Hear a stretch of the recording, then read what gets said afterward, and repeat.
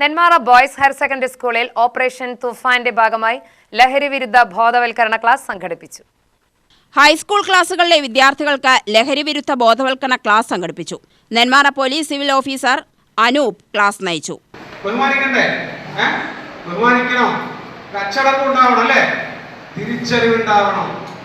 എന്താണ് തിരിച്ചറിവ്? നമുക്ക് തിരിച്ചറിവുണ്ടാണ്. അച്ഛനാണ്, അമ്മയാണ്, മുതിർന്ന ആളുകളാണ്, അല്ലെങ്കിൽ ബന്ധപ്പെട്ട ആളുകളാണ്, എങ്ങനെയാണ് അവരോട് സംസാരിക്കേണ്ടത്, സമീപനം എങ്ങനെയാണ്, അതുപോലെ ഒരു ക്ലാസ്സിൽ നിന്ന് കഴിഞ്ഞാൽ ഒരു അധ്യാപകരെ ബഹുമാനിക്കേണ്ടത് എങ്ങനെയാണ്, ഒരു ഡിസിപ്ലിൻ, ഇത് നമ്മൾ മനസ്സിലാക്കണം. ഇത് നമ്മൾ സ്വയം ഉണ്ടാക്കിക്കൊണ്ടുവരേണ്ടതാണ് അല്ലേ.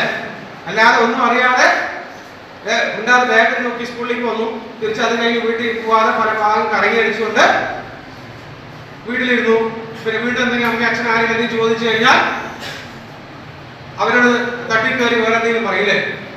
അതുപോലെ ഈ പഠിക്കുന്ന സമയത്ത് തന്നെ ഞാൻ നൈറ്റ് ഡ്യൂട്ടി സമയത്ത് നൈറ്റൊക്കെ ഞാൻ കറങ്ങി പെട്രോളിയം ഡ്യൂട്ടിക്ക് വരുന്ന സമയത്ത് ഈ 8ലും 9ലും പഠിക്കുന്ന കുട്ടികൾ 12 മണിക്ക് 1 മണിക്കും ഈ ചായക്കടകളിൽ ചായ കുടിക്കാനായിട്ട് വരിക.